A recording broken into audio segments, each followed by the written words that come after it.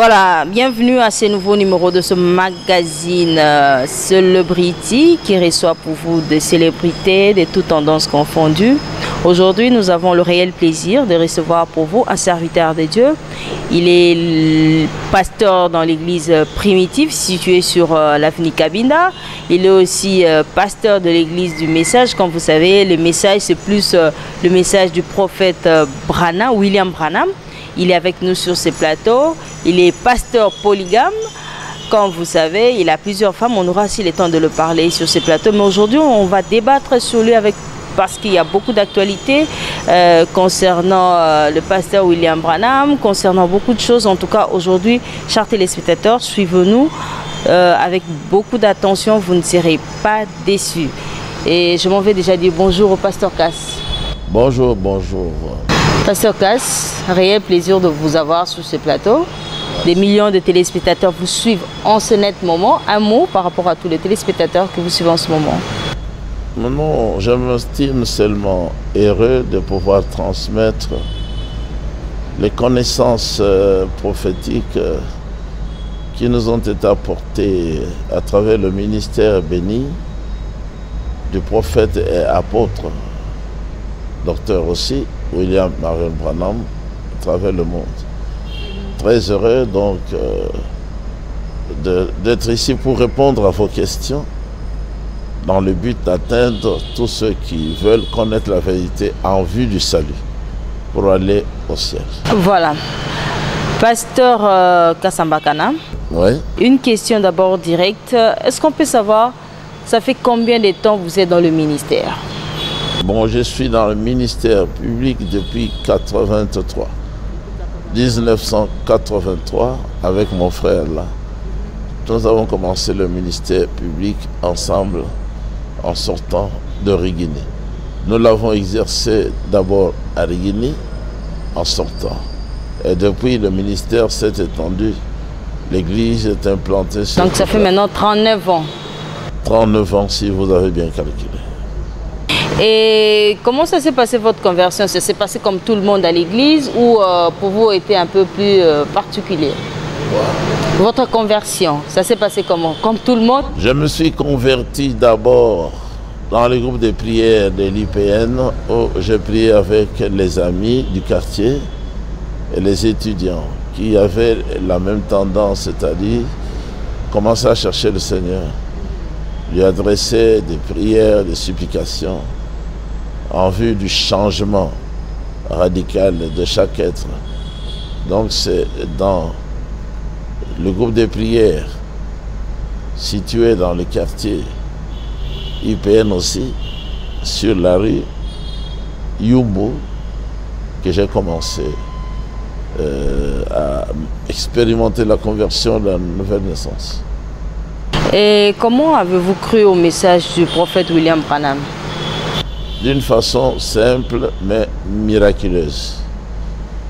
Lorsque j'étais en terminale à l'IPN, je devais réaliser mon travail de fin d'études. Comme je n'avais pas assez de moyens, je me suis adressé à un cousin aussi de frère Thomas, qui travaillait... Frère Thomas qui est décédé. Ouais. Ce cousin et lui travaillaient dans la même entreprise de son père, Kalonge Moutamba, est situé sur, je crois, Colonel Mpia, quelque chose comme ça, vers magasin. Alors c'est là que ce cousin-là faisait le travail pour moi. Je suis entré avec lui dans la section imprimerie pour voir comment il tournait mes stenciles. Mais au sol, j'ai remarqué qu'il y avait un bout de papier qui avait un titre intéressant. Je l'ai ramassé, j'ai commencé à lire. Et le titre était un sujet de la Bible, l'époux, l'épouse et l'ami de l'époux. J'ai dit, mais je dois avoir ça pour lire, comprendre ce que c'est lui qui a écrit. Dit, j'ai commencé à lire. C'est lui qui m'avait précédé dans le message, répondant au nom de frère Mbombo Papé Mweli. Il travaillait aussi comme secrétaire et comme vendeur de produits pharmaceutiques parce que l'entreprise était un dépôt pharmaceutique. Il m'a observé, il m'a interpellé en me posant la question de savoir si je trouvais intéressant ce que je lisais. Je lui ai dit oui, je trouve que c'est très intéressant. Il me dit alors si c'est comme ça, viens dans mon bureau. Il m'a invité dans son bureau et il a commencé à me montrer selon la Bible le ministère prophétique de William Branham en soulignant que Dieu, s'il veut faire quelque chose sur la terre. Et c'est en ce moment-là que vous avez cru? Avertir, c'est à ce moment-là que j'ai vu le message, je l'ai accepté aussi. Je suis allé à Rigini. Ok. Et actuellement, comme je l'ai dit tout à l'heure dans mon annonce, qu'il y a beaucoup d'actualités concernant le prophète William Branham Booth. On voulait savoir, pasteur, est-ce que Branham est Dieu? Parce que nous avons suivi un des frères du message comme vous, qui croit au message du prophète William Branham Booth. Il a dit ceci, il a dit que Dieu lui-même s'est incarné à Branham. Est-ce que c'est vrai? Non. Toutes les allégations actuelles viennent des frères qui sont égarés à partir de l'année où ils nous ont exclus de Rigini pour avoir un champ libre. Donc vous avez été exclus de Rigini? Nous étions exclus de Rigini pour la vérité qu'on leur avait présentée, hein, c'est-à-dire aux anciens, pour qu'ils acceptent de ne pas conduire l'Assemblée à la dérive. Il ne faut pas que vous égariez l'Assemblée. Restons dans la ligne droite avec celui qui a pris la relève de William Branham. Vous êtes resté dans la ligne? Jusqu'à aujourd'hui. Alors ils ont refusé. Quand ils ont manqué à dire, ils ont fait une réunion, un complot contre nous pour nous présenter faussement à l'Assemblée, afin que l'Assemblée nous déconsidère. Et nous avons jugé bon de ne plus y aller à Rigini. Mais il est allé encore un peu plus loin de comparer Branham et le Saint-Esprit. Non, ce sont les déviations. Il s'agit là de les hérésies. Tout ce qui n'est pas biblique est diabolique. Dire que les 7 tonnerres sont révélés parce qu'ils ont commencé avec cette doctrine-là. Peut-être tu fais allusion à la nuée qui est derrière la photo de Branham. C'est anti-biblique.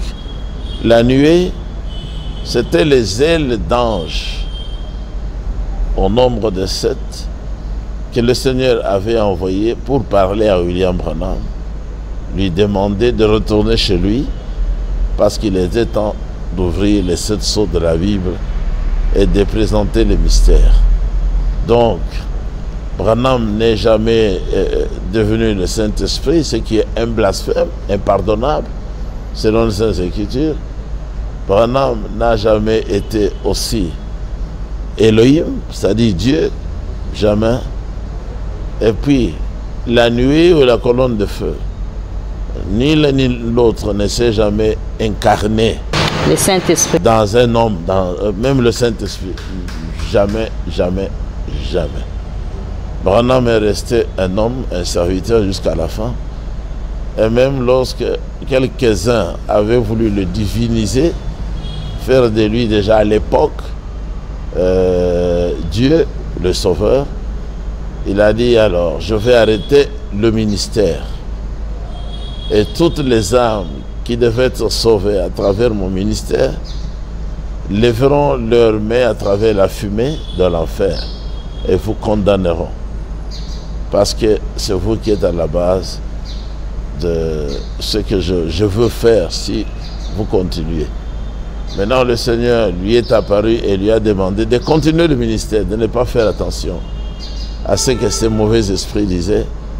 Il lui a dit que même ton ancêtre Jean-Baptiste, à son époque, lui aussi l'avait été considéré comme le Christ C'est dans Jean au chapitre 1er, depuis le verset 19. Donc en vous écoutant, on ne peut pas aimer Branham plus que Jésus. Un vrai croyant ne peut pas, cela ne peut même pas lui arriver en pensée. Parce que le premier de tous les commandements est Shema Israël, Yahweh Elohenu, Yahweh Ekat. Donc écoute Israël, Yahweh qui est notre Elohim, il est un. Tu l'aimeras lui seul,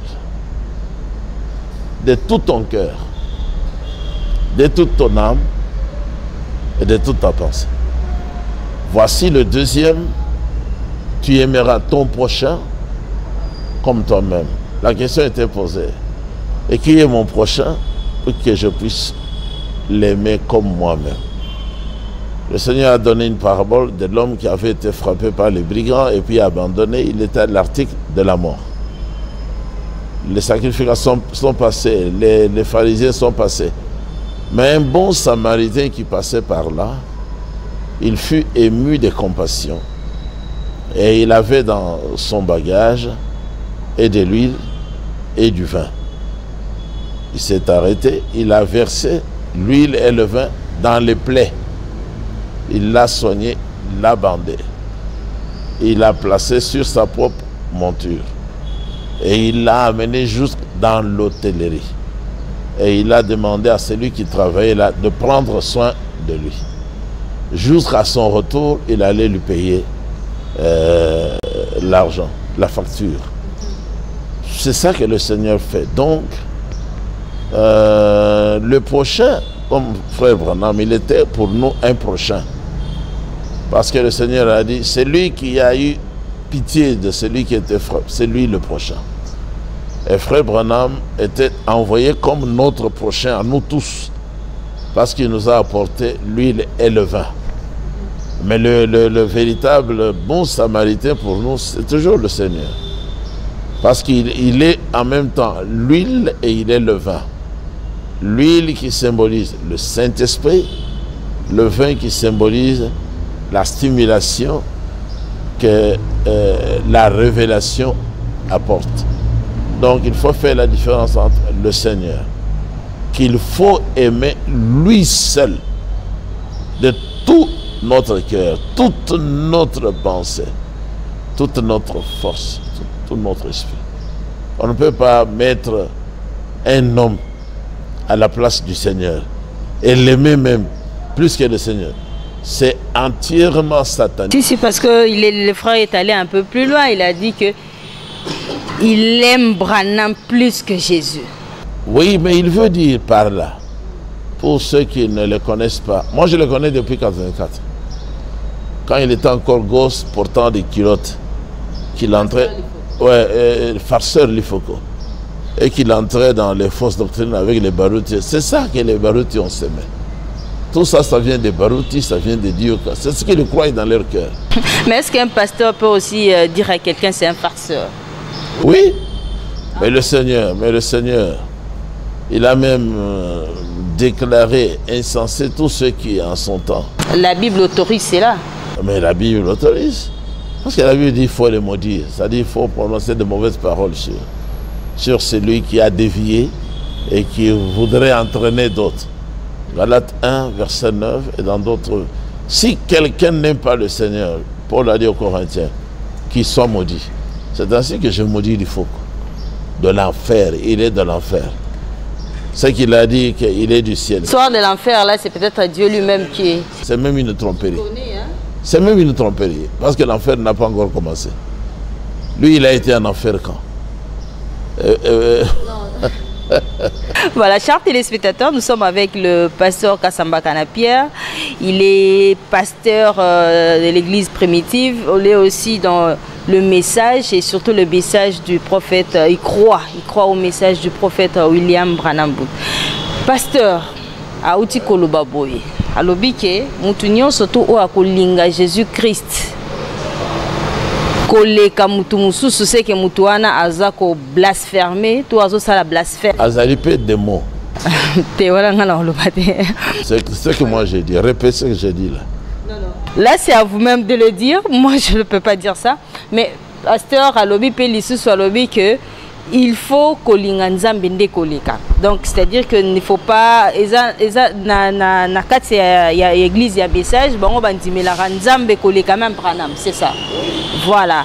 Donc et Branham yemo kopé.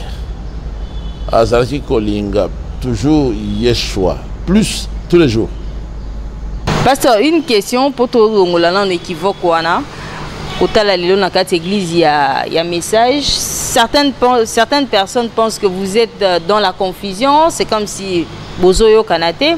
Toyoka ki dernièrement le pasteur Baruti a lobby que aye ko bongisa message ya Branham parce que Branham a bandé côté sur la coloration de la peau, c'est-à-dire que bato bazana poso pembe mingi ko pona bato bazana poso pembe ke bato o bazana poso moindo. Essayez un peu de nous expliquer par rapport à ça. Pourquoi autant de confusion na kati ya ouais, mais biso dans la confusion tiens. Il y a église, il y a message. Baruti azali juste na message. Si abimaki na message, ça fait 40 ans. Donc depuis 83 abimaki. Abimaki ndenge par rapport il y a message. Aboyaki biso. Totalisaki message aboyaki. Donc vous étiez dans le vrai message. Nous sommes dans le vrai depuis ce temps-là jusqu'à aujourd'hui. Quand il dit ça qu'il est venu corriger, c'est parce que Branham est devenu son ennemi. Parce que Maté il y a Lokuta, il y a Kake Sambo, il y a seconde venue, il y a Nyonso, septième saut. Aboyaka polygamie. Alors, Biso Totiaki, Branham, Azoloba, Yepe Azoloba, Bato, Bamonagike. Il est en train de combattre clairement et ouvertement le prophète Branham. Et qu'ils ne sont pas ensemble, ils ne cheminent pas dans la même direction. Mais qu'est-ce qui prouve maintenant, que Branham, vous êtes dans le vrai, lui il est dans le faux? Ah, mais par exemple, ça c'est le mariage et le divorce. C'est ici que Branham prêche et dit, je ne prêche pas, j'enseigne que Dieu est celui qui est l'auteur de la polygamie depuis que le péché est entré. Dieu a institué comme loi du sexe la polygamie. Je peux lire ça. Mais apparemment, ici, c'est ça le mariage et le divorce. Et il a dit, c'est depuis jeunesse. Vous lisez plus le brochure que la Bible? Non. Et pourtant, on va comprendre la Bible. Nous n'avons qu'un livre moko otokokotanga. Un seul livre otokokotanga. C'est la Bible. Personne ne peut lire. Personne sur la terre ne peut lire la Bible seul et comprendre. Parce que c'est un livre de mystères. Voilà pourquoi le Seigneur a envoyé un prophète pour nous interpréter tous les mystères écrits. Alors vous pouvez entrer dans la Bible. Vous voyez que je ne vous parle de la polygamie, mais je vous dis c'est depuis Genèse 3. Parce que je l'ai lu lui. Parce que je l'ai écouté lui. Et en l'écoutant, je suis revenu maintenant à la Bible. J'ai vu qu'il dit la vérité. Il dit, voilà pourquoi David avait 500 femmes. Son père avait, son fils en avait 1000. Il le dit ici. Et Jésus-Christ a encore plus que les deux là. Les deux là représentaient Jésus-Christ. Mais en revenant à la Bible, j'ai dit, mais il a raison, à 100%. Et maintenant, c'est lui qui le contredit, lui. Sur le plan de la révélation. Il ne le combat pas, lui. Il ne le contredit pas, lui. Il contredit et combat le Seigneur qui lui a révélé ces choses. Voici ce que lui, Branham, avait dit sur la coloration. Il a dit, la coloration de la peau. De la peau. Voilà. Il enseigne sur la semence du serpent. C'est ça l'ouvrage que tous peuvent consulter. Je crois que c'est le paragraphe 27. Il dit, le serpent c'est le chaînon manquant entre le chimpanzé et l'homme. Il était l'être le plus proche de l'homme, avec le sang qui pouvait se mélanger avec le sang de l'homme et produire d'autres êtres. D'après ce que le Seigneur avait dit, soyez féconds. multipliez-vous, remplissez la terre. Le sang du serpent, il n'y a que Satan qui connaissait ce secret-là. Alors il dit, vous ne pouvez pas prendre le sang d'un animal et le mettre dans un être humain, il va mourir. Et même les animaux entre leur sang ne sont pas identiques. Vous ne pouvez pas les mélanger, ça ne se croise pas. Mais la révélation du mystère, c'est que Dieu a montré à Abraham que le serpent, il parlait, il était comme un être humain. À la seule différence qu'il n'avait pas l'esprit. Maintenant, il savait qu'en prenant la femme d'Adam, son sang allait produire des êtres qu'il devait aussi avoir sur la terre. Donc dans Matthieu 13, vous avez cette parabole-là du Seigneur qui parle de l'ivraie, Matthieu Timabé, et du blé. Il a dit, le blé, ce sont les fils du royaume. De l'ivraie sont les fils du malin. On ne peut pas aussi les mélanger ensemble. Alors il a dit, quand j'étais en Afrique, quelqu'un de peau, comme on dit, blanche, un Européen, il a dit à Frère Branham, mais les Africains là, donc nous, ne sont que des animaux. Frère Branham lui a dit, je te demande pardon. Ces gens-ci sont tout aussi humains que vous et moi. Et même ils sont un peu plus que nous. Parce que les Africains sont simples, ils sont proches du Seigneur. Tandis que nous, Européens, partout où nous allons, nous amenons les troubles, nous amenons le chaos. Donc on vous entend parler... Le péché. On vous entend parler donc que le prophète William Branham n'a jamais dénigré les Noirs. Que je dise la dernière phrase. Et il dit, le sang de cet homme-là que tu traites d'animal peut te sauver toi la vie, mais on ne peut pas te sauver la vie en mettant en toi le sang d'un animal. Mais le sang de cet homme-là, le noir-là, peut te sauver la vie. Donc Branham n'a jamais détesté les nègres. En tant que prophète de Dieu, il ne pouvait pas avoir de telles idées. Et il a dit, quand un homme commence à avoir de telles idées, en détestant les gens de couleur, nous, il commence à ressembler aux animaux. Donc si Baruti a dit ça, c'est lui qui pense comme ça. Mais il met sur le dos du prophète en tant que malin pour que la population haïsse le prophète. Ça c'est diabolique. Je soutiens que cet homme ne peut pas être sauvé. Et ça montre clairement qu'il n'a jamais été sauvé. Comment ça? Mais comment il peut calomnier un prophète du Seigneur comme ça? Vous avez un thermomètre pour connaître où il a sauvé ou il a sauvé. La Bible dit ceci, par Jésus-Christ. Celui qui aura reçu celui que j'aurai envoyé me reçoit. Celui qui me reçoit moi, il reçoit mon Père, le Saint-Esprit. Celui qui rejette mon envoyé, il me rejette moi. En me rejetant moi, vous avez rejeté le Saint-Esprit, mon Père. C'est ce que Baruti a fait. Il a même dit... Comme Baruti, actuellement, il n'est pas dans la polygamie comme vous. Il n'est pas dans la polygamie. Il n'est pas dans la polygamie, il respecte la parole de Dieu. Parce qu'il ne croit pas. Parce qu'il ne croit pas parce que c'est pas pour lui. La polygamie, c'est la révélation de la parole de Dieu. Parce que Dieu est polygame, selon Ézéchiel 23, selon Galates... Mais la Bible dit ceci, que l'évêque soit irréprochable. Mais la Bible originale n'a jamais dit que l'évêque devait avoir une seule femme. Jamais dans la vie. Jamais. Parce qu'on voit les évêques dans l'Ancien Testament être faits polygames par le Seigneur lui-même. Il leur distribue des femmes. Il leur distribue des femmes.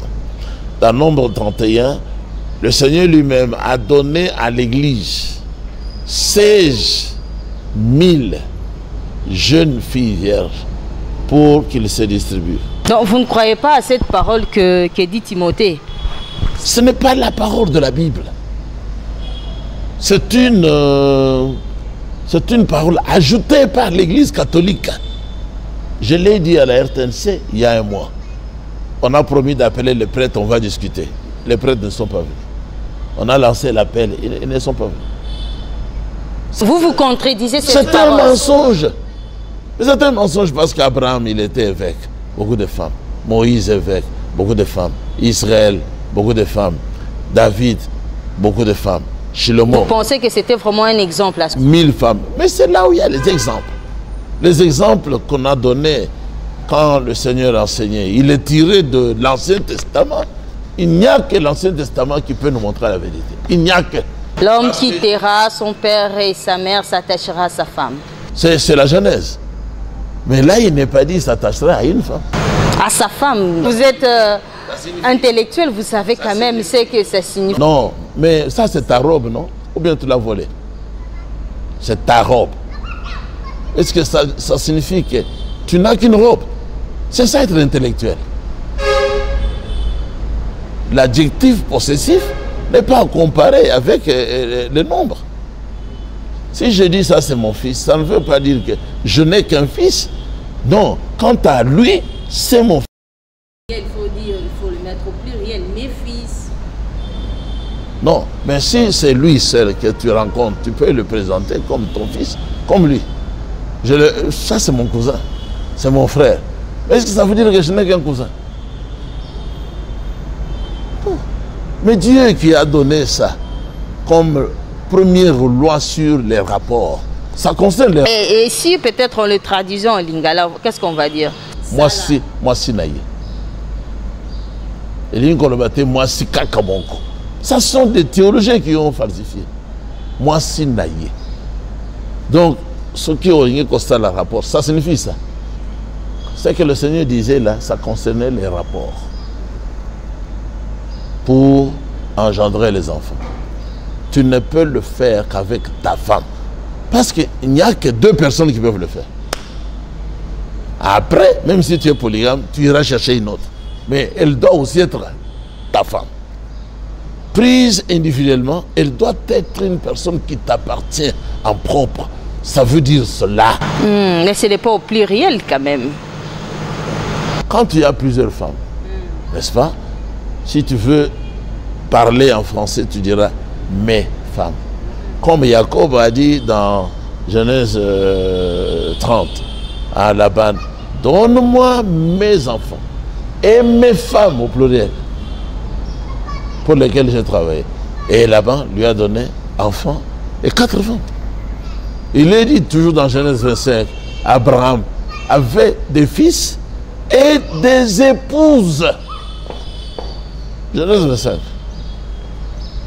Donc, de David, le Seigneur a dit, j'ai mis en ton sein les femmes au pluriel. Dieu n'était pas en train de briser cette loi de Genèse 2, 24. Mais certaines personnes... J'ai mis en ton sein les épouses. Si c'était peu... Certains hommes de Dieu pensent que vous soutenez tout ça parce que vous êtes déjà dans l'égarement. La polygamie n'est pas l'égarement, mais ce qu'ils font eux. Vous savez qu'on a arrêté certains pasteurs, des chantres, qui ont utilisé des sœurs de leurs assemblées. Et puis ils sont allés les mettre à mort au campus. La société a remarqué, on a averti la police.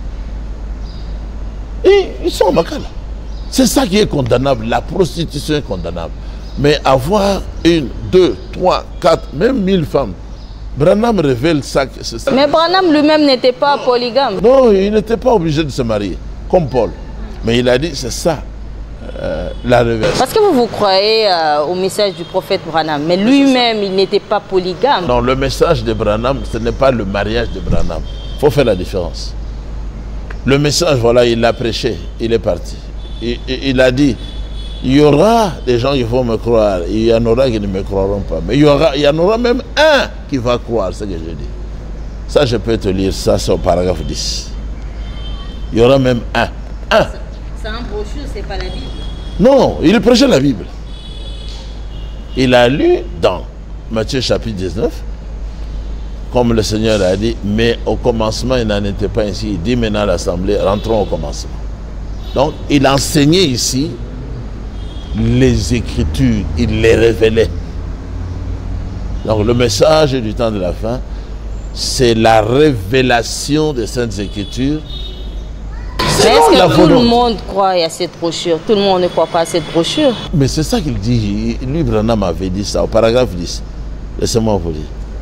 Nous nous rendons bien compte, en faisant ces déclarations, qu'il y a des gens, peut-être même une seule personne, et c'est moi, pour toute la terre maintenant, c'est moi, qui s'y accrochera comme si c'était une question de vie ou de mort.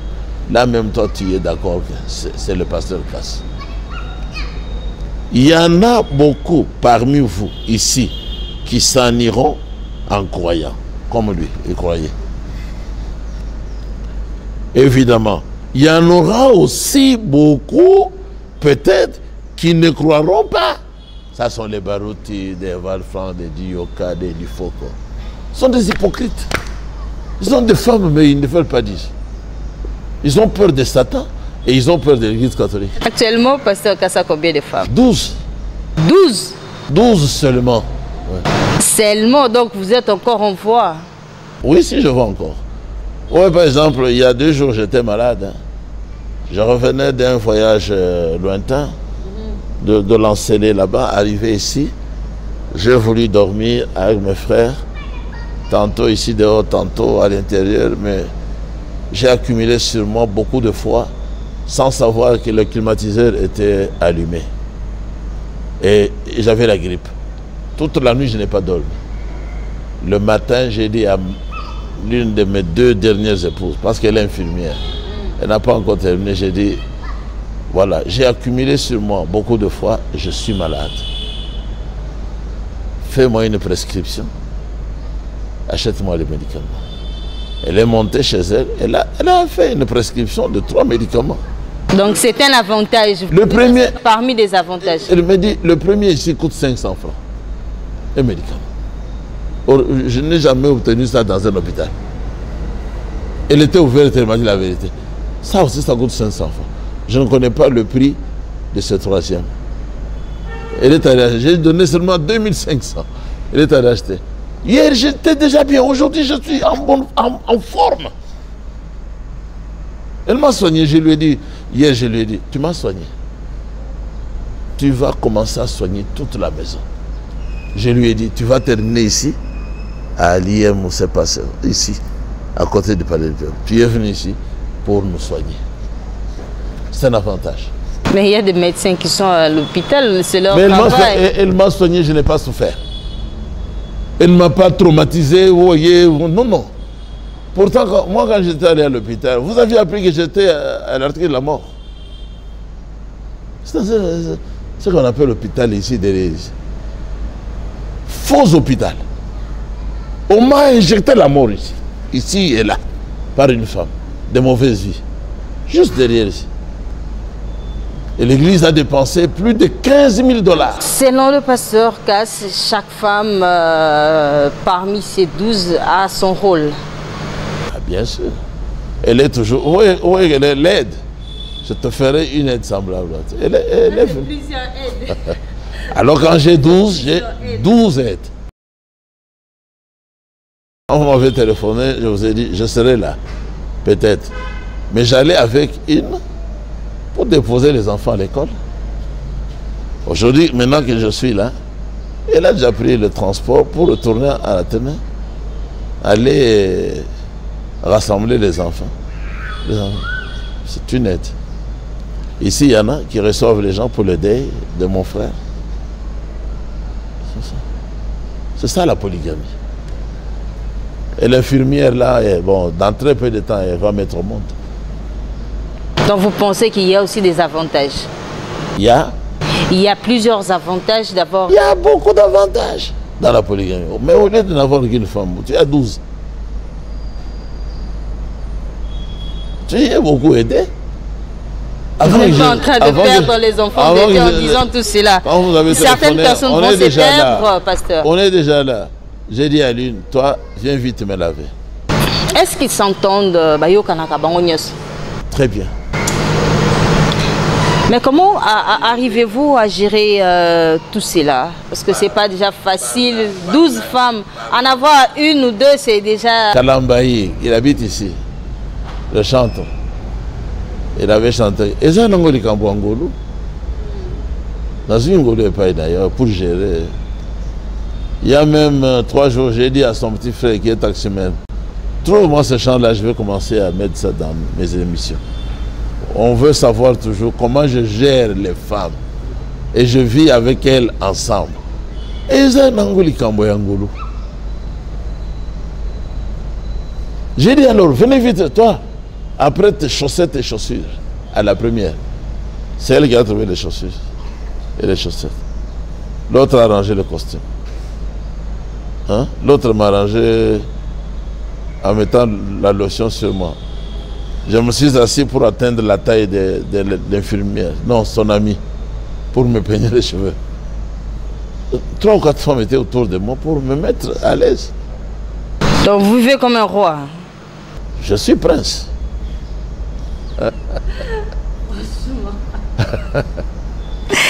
Chers téléspectateurs, nous sommes en direct avec le pasteur Kassamba Kana-Pierre. Nous sommes chez lui, vraiment en train de parler surtout de beaucoup de choses. Et pasteur Kass, nous avons une rubrique dans cette émission. La rubrique, c'est la rubrique motivation. C'est pour motiver beaucoup de personnes qui nous suivent en ce moment. Et il y a certaines personnes qui ne croient plus à la vie, ils se disent, ben, avec tout ce que j'ai subi à la vie ne vaut pas la peine. Mais cette rubrique, c'est pour encourager une personne qui doit encore croire en Dieu, parce que Dieu existe, et votre mot d'encouragement pour toutes ces personnes qui nous suivent en ce moment. Mais en entre-temps, je vais demander à Arnaud Kingege de nous donner la transition.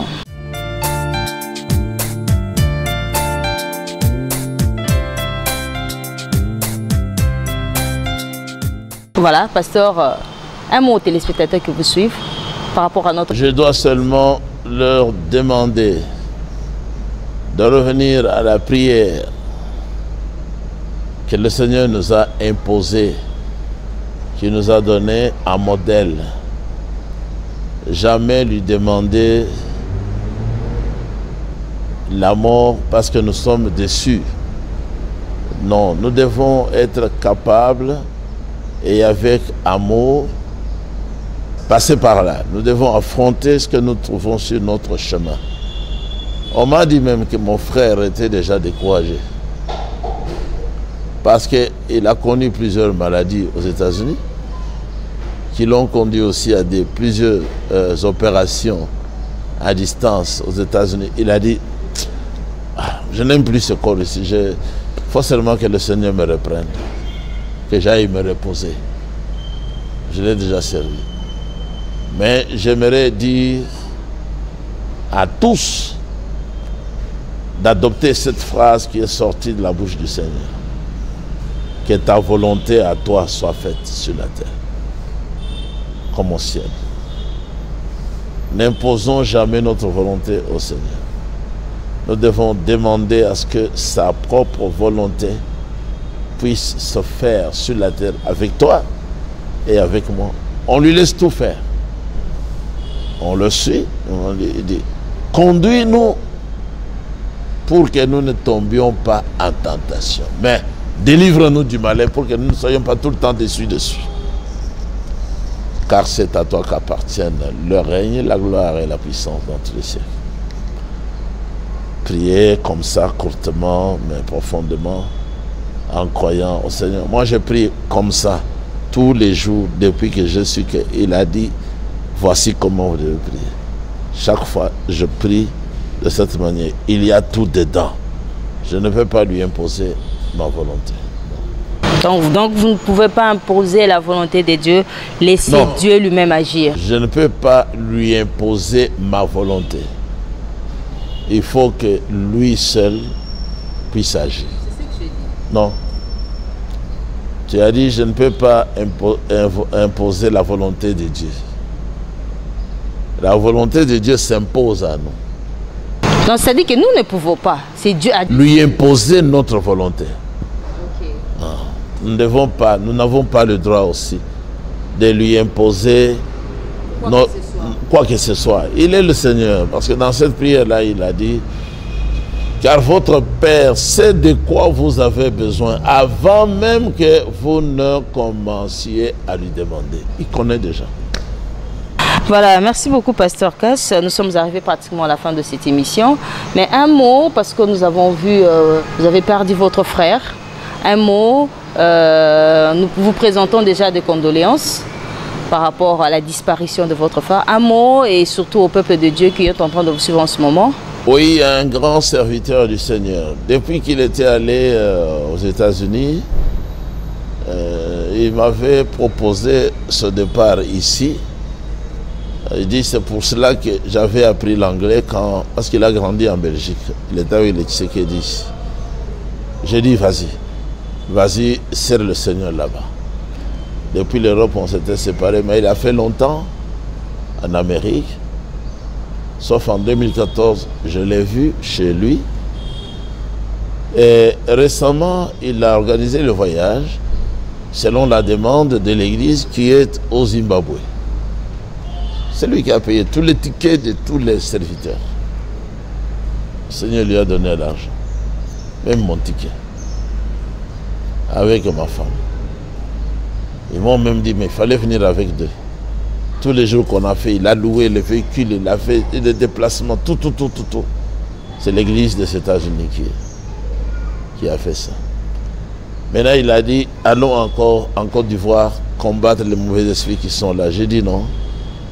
Retournons d'abord chacun chez soi pour placer les enfants dans les écoles, nous reposer un peu, et puis nous allons continuer. Il a obéi. Il m'a toujours écouté. Mais voilà que pendant qu'on préparait le voyage pour la Côte d'Ivoire, il est parti avant. Mais les gens qui devaient partir sont déjà prêts. J'ai demandé aux autres de continuer. Comment est-ce qu'il est parti? Il dit qu'il nous a prêché le samedi à la conférence. C'est lui. Il a prêché au monde entier concernant la fin du monde. La guerre qui est en Ukraine. Il avait les éléments nouveaux, il nous a enseigné très bien. Il a dit à tout le monde de se préparer, de ne pas douter que c'est cette guerre qui amènera la fin du monde. Une fois terminé, il va à la maison. Maintenant, on leur dit, vous êtes invités à une fête de mariage. Il avait déjà prêché chez lui, dans son assemblée, qu'on ne peut pas aller assister aux fêtes d'anniversaire des gens du monde. Et ces gens-là qui ont fait... Et vous êtes déjà au ciel. Pardon? Vous êtes déjà au ciel. Non, ils fêtent sur les anniversaires. Pasteur, nous sommes arrivés à la fin. Merci beaucoup. Il a refusé. Finalement, il a dit, allons les honorer. Il arrive, on leur présente du vin. Dès qu'il a pris seulement un peu pour goûter, il s'est exclamé. Et avant ça, il a dit, mais pourquoi vous nous avez trompés? Pourquoi vous avez dit qu'il s'agit d'une fête de mariage alors qu'il s'agit des anniversaires? Nous ne fêtons pas ce genre de choses. Il laissait seulement un peu, c'était fini. Donc nous croyons qu'il a été empoisonné. Paix à son âme, merci beaucoup pasteur d'être venu et surtout d'avoir répondu à toutes nos questions. Merci. Chers téléspectateurs, nous sommes arrivés pratiquement à la fin de ce magazine Celebrity. Nous avons reçu pour vous le pasteur Kassamba Kana-Pierre. Il est pasteur à l'église primitive située sur l'avenue Kabinda, numéro combien, pasteur? 197. Moi, je vous retrouve prochainement pour un nouveau numéro de ce magazine. Mais si vous avez aimé cette émission, il faut dire merci beaucoup à Fiston Panzou qui était à la réalisation et à la prise de vue, c'était Marco. Et au niveau du montage, c'est Arnaud Kingenge. Les rendez-vous est pris pour la semaine prochaine. Restez fidèles au programme de votre chaîne Kineke, la 10e rue. Au revoir.